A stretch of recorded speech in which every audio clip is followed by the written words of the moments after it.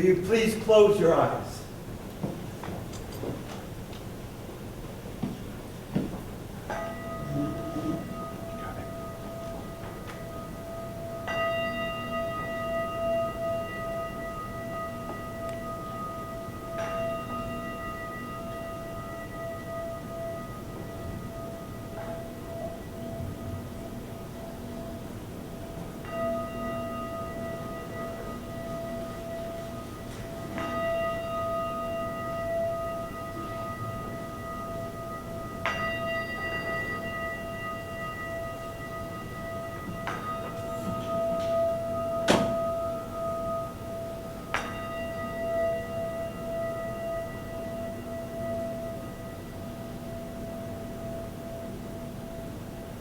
May you open them?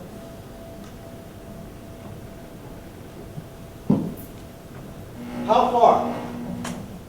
How? Oh, yes. My goodness. How far? This far. As far as language and the range of language reaches. How far? This far. As far as concepts and the range of concepts reaches. How far? This far. As far as understanding and the range of understanding reaches. Thus, let us be unhating amidst the hateful. Thus, let us be patient with the impatient. Thus, let us be peaceful amidst those full of violence. Let my mind be open for awakenings. Let your mind be open for awakenings. Isn't that an extraordinary invocation of peace? Yes.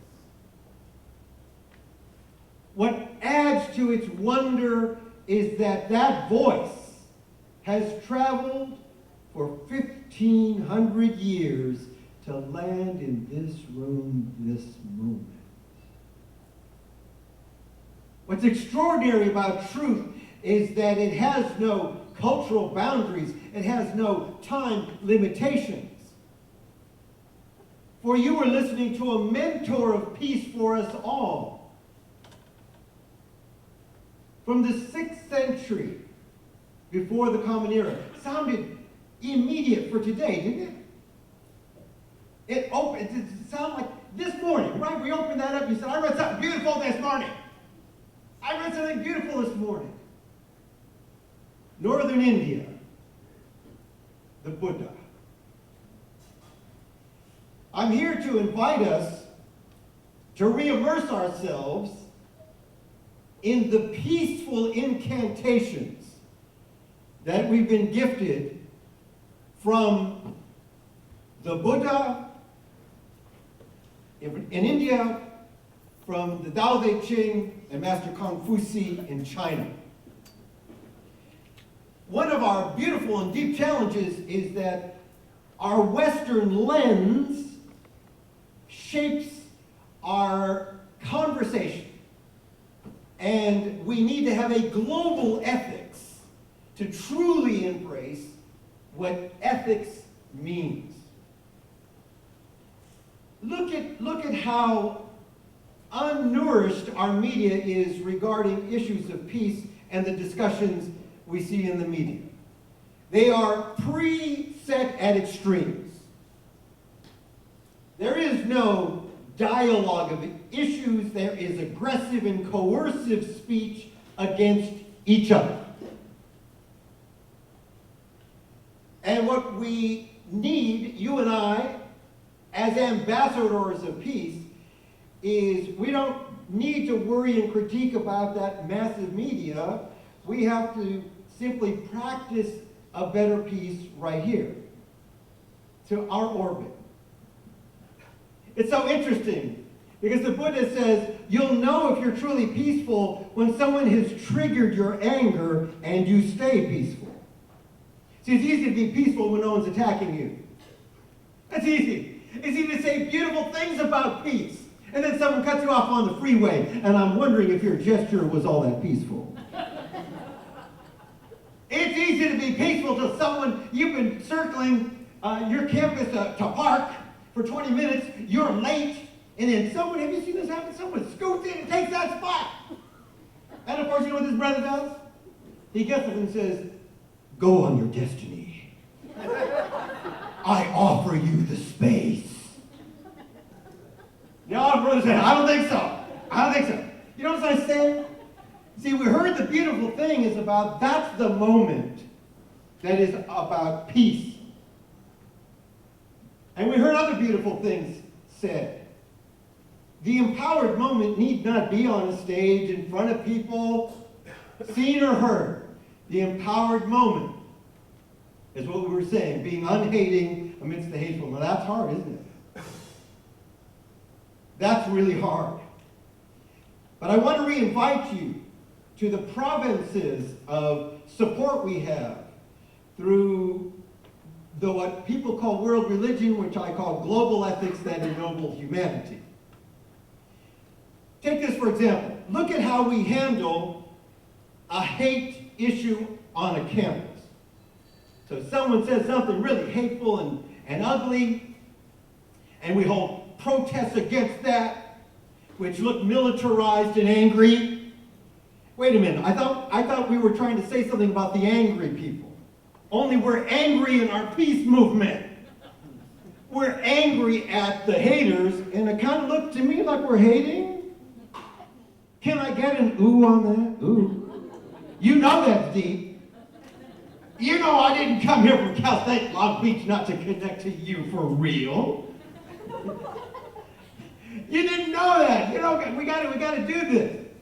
So listen what another follower of Master Confucius in China, 100 years later, we call him Mencius by the Latin name.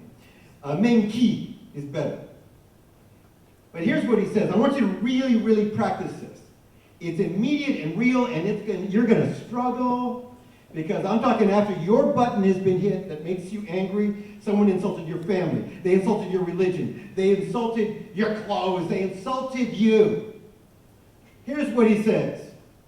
From biased words, I know wherein the speaker is misinformed. Thank you for the ooh over here, brother. That's right. Come into it, my friend. That's right. Do not be afraid to ooh. I want to capture oohs on tape. Okay. Now think of that's deep. So we want to say, it's people like you that say these things. Now notice this. Is this peaceful? Does that look peaceful to you? No. From biased words, I know the speaker is misinformed. So you hear a slam against Islam. You don't need to yell about, people like you that don't know. You say, oh, I have such news for you. The peaceful pathway of Islam will ennoble your heart. Allow me to share some of its extraordinary ideas. Didn't sound like I was threatening anyone, did I? Isn't it interesting that we don't let the serenity of truth show? Truth is serene. The second is even better. He says, from aggressive and violent words, I know, and this is beautiful, listen to this phrasing, I know wherein the speaker is ensnared in suffering. That is ooh. Oh yeah. You tattoo that on your person someday. Okay. That is that deep. Do you feel how different that is from how we would normally react? That means you know that this angry, violent person has not been listened to in their wounds, in their pains, and never been even accorded a valid human voice. Rather, we recut them off, adding to their defensiveness, adding to an us and them experience. But if we heard that and knew this brother's suffering, and I want to source the suffering of everyone that comes into contact, it would absolutely revolutionize and change our practice of peace. And we have such incredibly beautiful resources. That phrase, to know wherein they are ensnared in suffering. Let me share some more ideas for you. Here's how the Buddha puts it. If we scold the one scolding us, if we rail against the one railing at us, if we exchange one anger for another anger, then we, get this, not the outside, not the one out there that you think's doing the hating, then we procure and ensure and endure more pain for both. Was our goal to create more pain? But did you see how it shifted it shifts the locus of peace in a place that we're afraid to look into. I am most peaceful because I know I am most violent. I am seeking a language of healing because I'm full of wounds too. Our peace has got to register in our vulnerability in front of the attacker. That vulnerability we saw in Satyagraha with Gandhiji, that you would stand proudly as a club beat you without word, thought, or deed being hateful. Can you truly imagine that? What that takes? And what do you see if we do that? You see who the brute really is and who the peaceful really are. That they would serve their body in such vulnerability to a truth that could transform the world. So one of our challenges in the West is that it's talk, talk, talk. It's intellectual. That's why I open in silence and ritual. We have to do more ritual. You had international experiences of ritual. Two wonderful people here. And it helps to have that personal contact. So these words of support that come from different places and times are not being utilized. Let us speak with words which open the heart. So the next time you're in an argument, that means you went to war. Okay, you're at war. And ask yourself, am I speaking in words that open the heart? You say, but I'm angry. All the more. Are you saying, you know what I'm saying? We catch ourselves in anger. Buddha called it wordy warfare. I know what you mean about militarism, but this one works too. Wordy warfare. He talks about verbal daggers. And that's what we're surrounded by. And that's what you and I have to struggle with for real on a daily basis. Is, yes, there are world issues and there are world headlines, but it is truly how I treat the person as I'm going to park on whether I'm practicing peace or not. And it's truly when the real hurt comes my way, when I become the easy target of someone's bias, that's my moment to be practicing peace. And it's not easy. It's not easy. We also learn from the Tao, I love this phrase, the Tao being the spiritual path, the Tao Te Ching, the spiritual way and its power. Listen to this one. To those that are trustworthy, I grant my trust. Therefore, trust is enhanced. But here's the part we wouldn't want to hear. To those that are untrustworthy, I grant my trust. Thereby, trust is enhanced. Did you get the second part? See how easy? No, brothers, I can trust this guy. He's got my back. How about he just betrayed me? But what do I give him? My trust. Why? Because I want to restore his spirit and mine again. And I will reoffer a love connection instead of an angry one. Do you feel the difference? Yeah. It's easy to give trust to the trustworthy. The practice is to give it to those that we say are not. Haven't you done that? Well, I won't trust them again. Last time I'll do that for them. Oh, well, your practice of peace has like 2 steps to it. You got what? The first 2 easy steps. So the moment it gets hard, your practice goes out the window. You know what I'm saying? That's what we've got to understand. Here's another one. It's perfect from this point of view. This is from the Tao Te Ching. To lead, you must follow behind the people. Now, does that like flip the chart on American definitions of leadership? Yeah. You know, in 16 months or so, you're going to see a bombardment of people trying to run for president of the United States. And they're going to stand up there and tell you what they're going to do.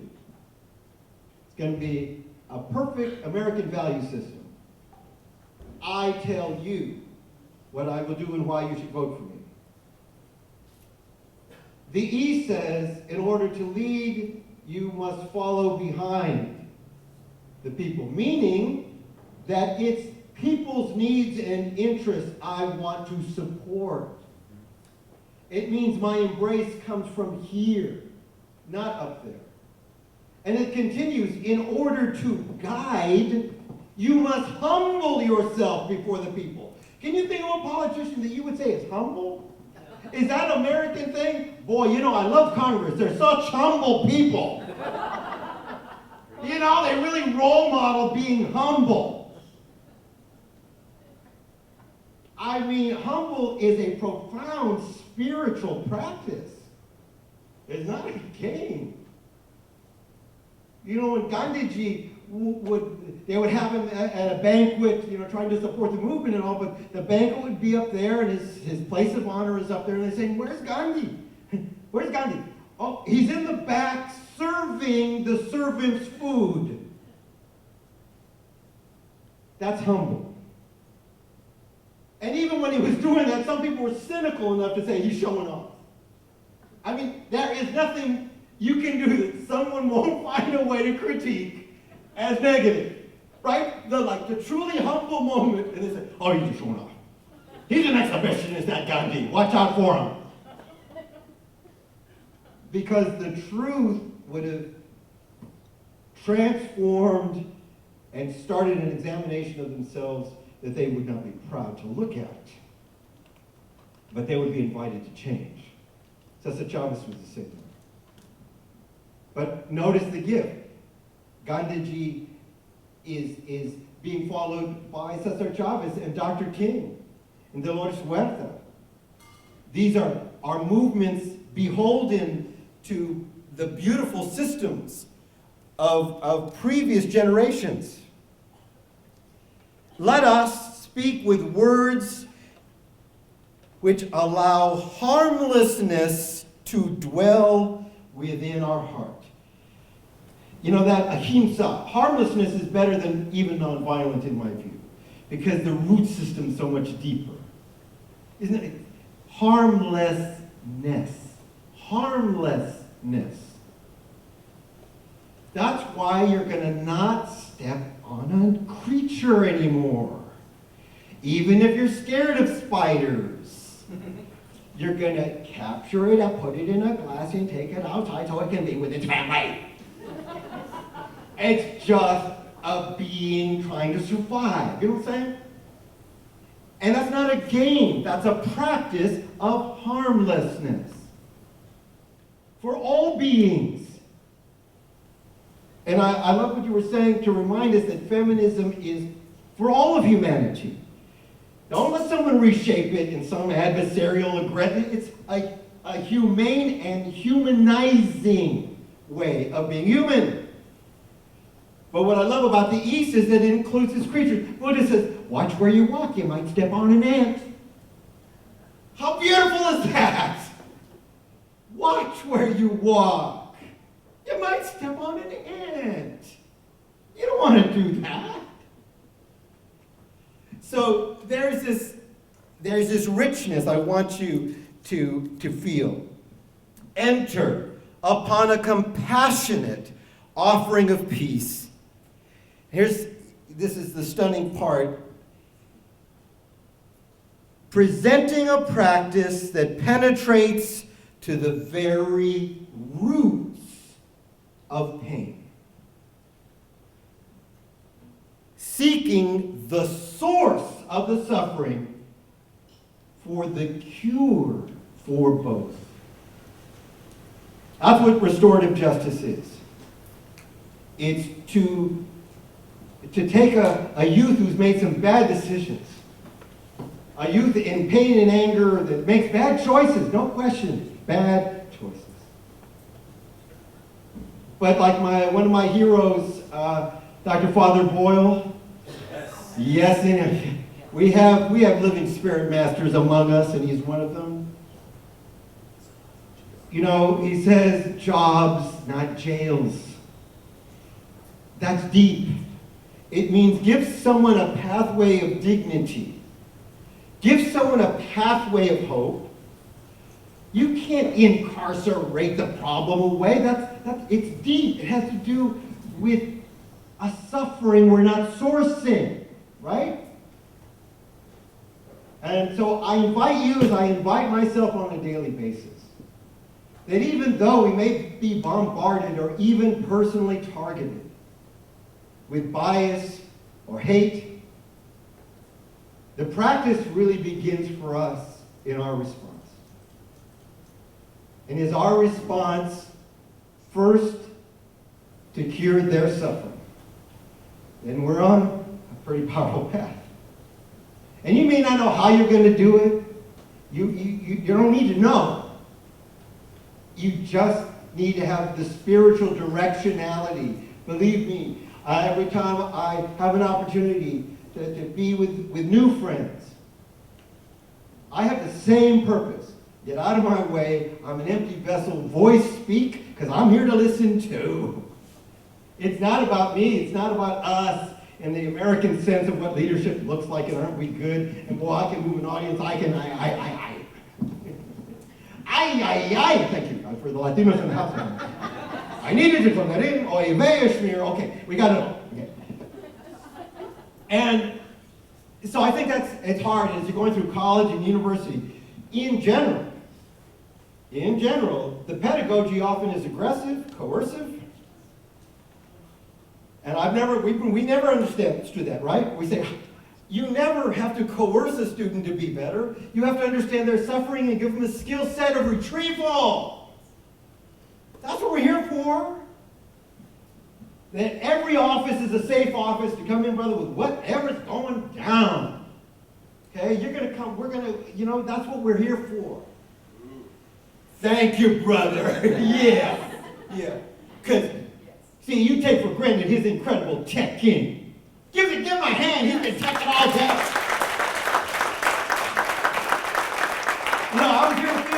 and I did this thing out on the quad. You know, and at first you think, well, I don't know, I'm just kind of throwing my voice out there because it's like a big quad, right? Brother comes in, first thing he says to me is, I remember what you did. You know, he heard it. He doesn't just work here, he listens here with his spirit. Peace is distributing it amongst everybody. I'm the faculty advisor for Hermanos Unidos. ¡Viva Hermanos Unidos! Okay. And one of the beautiful things they do is they give a dinner for the janitorial staff at 3 in the morning in their workspaces.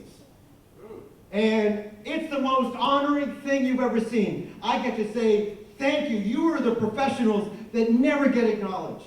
You're the one that keeps this campus beautiful. You're the one that comes into the office and just helps us so much. And then they're seeing corridos and it's just beautiful. You know, and you're saying, wow. And it's student driven. It's students who know how to honor their elders, and it's the most beautiful thing I've ever seen.